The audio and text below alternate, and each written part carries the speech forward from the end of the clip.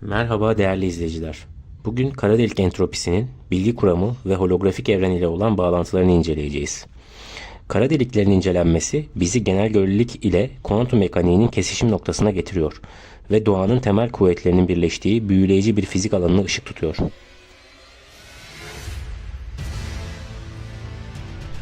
Bu kesişim, kara deliklerin entropi de dahil olmak üzere termodinamik özelliklere sahip olduğunu gösteren kuantum mekaniksel bir olay olan kara delik radyasyonu olgusunda özellikle belirgindir.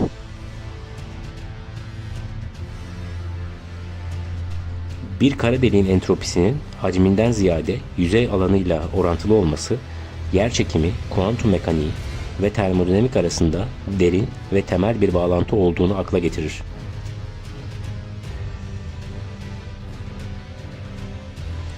Bu ilişki, tutarlı bir kuantum yerçekimi teorisi arayışında çok önemlidir. Bir kara deliğin entropisinin hacmiyle değil, yüzey alanıyla orantılı olduğu kavramı, Jacob Bekenstein ve Stephen Hawking gibi fizikçilerin 1970'lerdeki çalışmalarından kaynaklanmaktadır. Bekenstein, bir kara deliğin düzensizliğinin veya gizlediği bilgi miktarının bir ölçüsü olan entropisinin, ötesinde hiçbir şeyin kara deliğin çekim kuvvetinden kaçamayacağı sınır olan olay ufku alanıyla doğru orantılı olduğunu öne sürdü.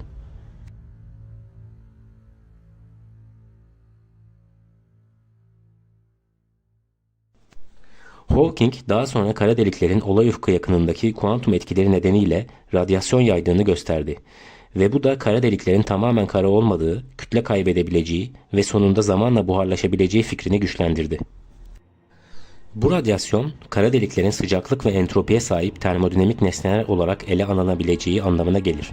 Burada entropi, kara deliğin makroskopik durumuna karşılık gelen mikroskopik durumlarının sayısının bir yansımasıdır. Bir kara deliğin entropisi ile yüzey alanı arasındaki bu orantılı ilişki, uzay, zaman ve evrenin dokusuna dair anlayışımıza meydan okuyan derin ve temel bir bağlantı olduğunu öne sürüyor. Klasik termodinamikte entropi, bir sistemin kendi iç düzensizliği ile ilgili bir özelliğidir.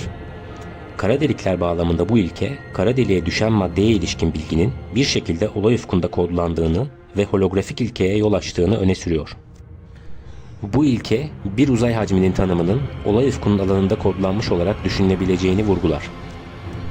Dahası kara delik entropisi ve radyasyonunun tartışılması, yıldızlar ve galaksiler gibi büyük nesnelerin çekimsel davranışını açıklayan genel görelilik ile parçacıkların en küçük ölçeklerdeki davranışını yöneten kuantum mekaniğini birleştiren bir teorinin gerekliliğinin altını çiziyor. Kuantum mekaniğinin ilkelerini genel görelilik ilkeleriyle kusursuz bir şekilde birleştirebilecek, tam olarak geliştirilmiş ve kabul edilmiş bir kuantum kütle çekim teorisinin mevcut eksikliği, fizikteki çözülmemiş en büyük bulmacalardan biridir. Kara deliklerin ve bunların entropi gibi özelliklerinin incelenmesi, böyle bir teorinin nasıl formüle edilebileceğine dair çok önemli bilgiler sunuyor ve uzay zaman dokusunun kendisinin henüz yeni anlamaya başladığımız bir kuantum yapısına sahip olabileceğini öne sürüyor. Bir kara deliğe ait Bekenstein sayısı ve Bekenstein-Hawking maksimum entropisi kullanılarak evrenin bilgi depolama kapasitesi ortaya konulabilir.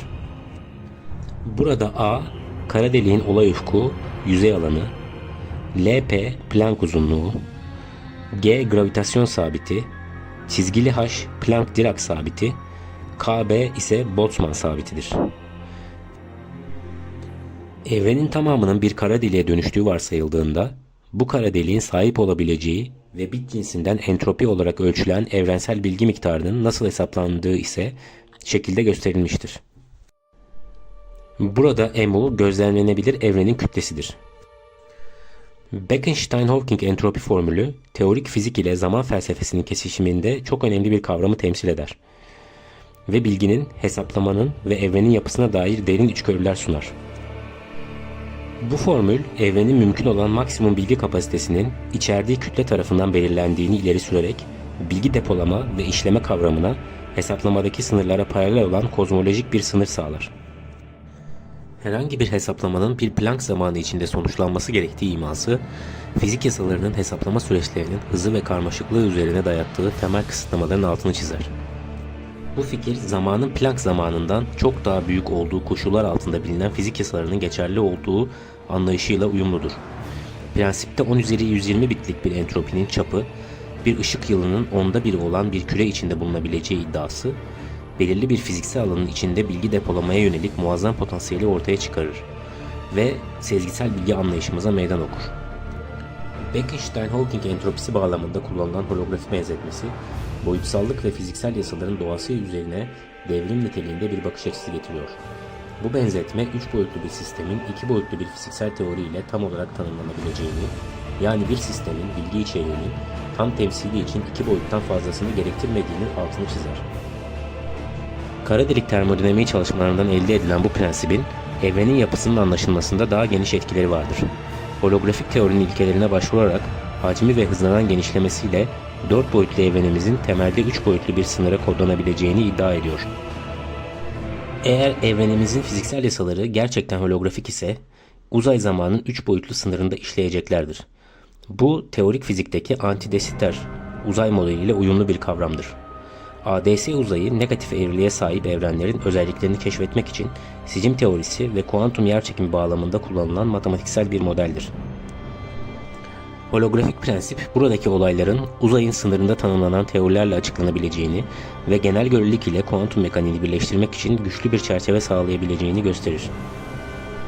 Burada evrenin hacimsel genişliği ve zamanın akışı daha temel bir düzende tanımlanan etkileşimlerden ortaya çıkabilir. Bu, evrenimizin davranışının özünün ve nihai kaderinin bu sınırda işleyen yasalardan çözülebileceğine ve varoluşun, bilginin ve zamanın doğasının keşfedebileceği eşsiz bir mercek sağladığına işaret ediyor. Kara deliklerin mekaniği ile termodinamik arasındaki analoji, modern teorik fiziğin derin bir yönüdür ve kökleri kuantum teorisinin ilkelerine ve yerçekiminin kendine özgü doğasına dayanmaktadır.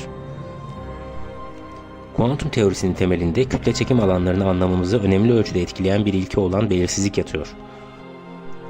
Diğer fiziksel alanlardan elektromanyetik güçlü ve zayıf kuvvetler gibi farklı olarak genel görelilik teorisinde yer alan yerçekimi, kaba taneciklilikten veya basitleştirmeden kaynaklanmayan içsel bir entropiye sahip olduğu düşünebilecek benzersiz bir özellik sergiler. Bu yerçekimsel entropi kavramı, zamanın bir başlangıcı ve sonu olduğu kavramının yanı sıra yerçekiminin diğer temel kuvvetlerden farklılığının altını çiziyor. Kütle çekimin entropik davranışı ilk olarak kuantum mekaniğini içermeyen klasik teoride fark edilmişti. Bu gözlem kozmik sansür varsayımıyla yakından bağlantılıdır. Bu varsayım, evrenin kütle çekimsel çöküşten kaynaklanan tekilliklerinin, kütle çekim alanının sonsuz hale geldiği noktalar, kara deliklerin içinde gizlenebileceği ve dış evrenden korunacağı şekilde çalıştığını öne süren bir hipotezdir. Bu varsayım kanıtlanmamış olmasına rağmen uygun başlangıç koşulları ve durum denklemleri altında geniş çapta kabul görmektedir. Uzay zamanın yapısı, tekilliklerinin doğası ve bunu yöneten yasalar arasında derin bir bağlantı vardır. Kozmik sansürü açıklamak için araştırmacılar çöken bir yıldızın etrafındaki uzayın asimptotik olarak düz olduğunu kabul eden bir yaklaşım benimsiyor. Bu çerçevede çöken nesnenin etrafındaki evreni temsil eden uzay zamanın manifoldu uyumlu olarak sıkıştırılır, yani matematiksel olarak sınırları olan bir manifolda dönüştürülür. Bu sıkıştırma fizikçilerin evrenin kenarının özelliklerini ve uzay zamanın sonsuzluktaki davranışını daha yönetilebilir bir matematiksel ortamda incelemesine olanak tanır. Entropi bir kara deliğin olay ufku alanında yerçekimsel bir karşılık bulur. Bekenstein-Hawking entropi formülüne göre olay ufku alanı kara deliğin entropisiyle doğru orantılıdır. Bu olay ufkunun özelliklerinin termodinamikteki entropi ile bilgi arasındaki ilişkiyi yansıtacak şekilde kara deliğin kendi içi hakkındaki bilgileri kodladığını öne sürer. Sınır delta M, gelecek ve geçmiş boş sonsuzlukları denen I pozitif ve I negatif gibi iki parçadan oluşan bir boş yüzey olacaktır. Eğer kozmik sansür geçerli ise kütle çekimsel çökmede öngörülen tekillikler I pozitiften görülmez. Bu uzay zamanın I pozitifinin geçmişinde olmayan bir bölgesi vardır. Bu bölgenin bir kara delik olduğu söylenir. Zira buradan sonsuza ışık veya başka hiçbir şey kaçamaz. Kara deliğin sınırına olay sınırı denir. Burası aynı zamanda I pozitifin geçmişinin de sınırıdır. Olay sınırı geçmişte uç noktaları olabilen fakat gelecekte bir uç noktası olmayan boş jeodezik eğri parçaları tarafından üretilir.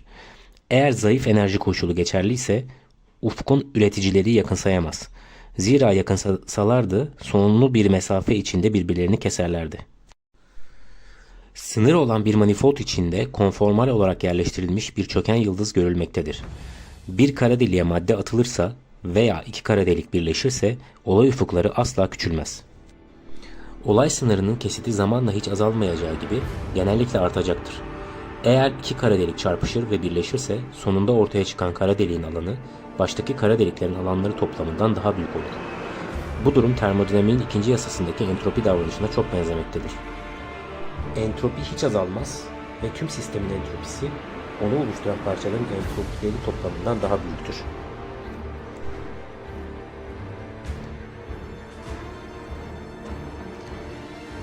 Şekilde kara delik mekaniğinin birinci yasası, termodinamiğin birinci yasası, kara delik mekaniğinin ikinci yasası, termodinamiğin ikinci yasası görülmektedir. Kara delik mekaniğinin birinci yasası, kara deliğin kütlesindeki değişmeyi, onun olay ufkunun alanındaki değişmeye, açısal momentumundaki değişmeye ve elektrik yükündeki değişmeye bağlar. Bu denklemler termodinamiğin birinci yasası ile kıyaslanabilir. İç enerjideki değişme, entropideki değişmeye ve sistem üzerine dışarıdan yapılan işe bağlanır. Görülür ki olay ufkunun alanı entropiye karşılık gelirse, sıcaklığa karşılık gelen büyüklük de kara deliğin yüzey kütle çekimine karşılık gelir.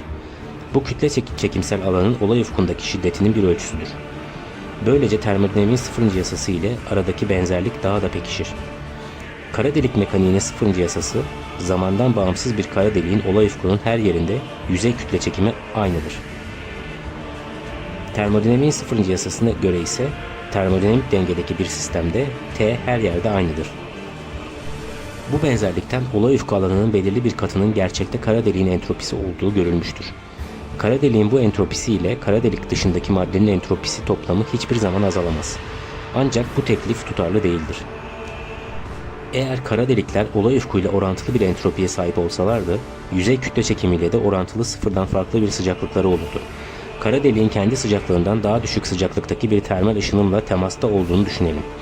Termal ışınımla etkileşen kara delik bunun bir kısmını yutar. Fakat klasik kurama göre dışarıya hiçbir şey gönderemez. Bu durumda düşük sıcaklıktaki termal ışınımdan yüksek sıcaklıktaki kara deliğe ısı iletilmiş olacaktır. Bu ise genelleştirilmiş ikinci yasaya aykırıdır. Çünkü termal ışınımdan entropi kaybı kara delik entropisindeki artmadan daha büyük olur. Kara deliklerin termal olarak ışınım yaydığı keşfedilince Hawking radyasyonu, bu tutarlılık yeniden sağlanmıştır. Böylece kara deliklerin gerçekten bir iç kütle çekimsel entropisi olduğu anlaşılmaktadır. İç entropinin manası, kütle çekimin çoğu kuantum kuramıyla ilgili olanın dışında ek bir belirsizlik seviyesi ortaya çıkarmasıdır. Sonuç olarak kara deliklerin ve yüzey alanlarıyla orantılı entropi de dahil olmak üzere termodinamik özelliklerinin araştırılması teorik fizikte çok önemli bir kavşağı temsil ediyor. Genel görelilik, kuantum mekaniği ve termodinamik alanlarını bir araya getirerek evrenin doğasına dair önemli bilgiler sunuyor ve birleşik bir kuantum yerçekimi teorisinin gerekliliğine işaret ediyor. Bu araştırma sadece kara deliklere dair anlayışımızı derinleştirmekle kalmıyor, aynı zamanda bizi evrenle ilgili en derin soruların bazılarını yanıtlamaya da itiyor. Kara delik mekaniği ve termodinamik arasındaki bu etkileşim yalnızca kütle çekim fenomeni anlayışımızı derinleştirmekle kalmamaktadır. Bizi genel göreliliğin makroskobik dünyasını, kuantum mekaniğinin mikroskobik alanıyla uzlaştırmaya da zorlamaktadır. Dinlediğiniz için teşekkürler, sağlıcakla kalın.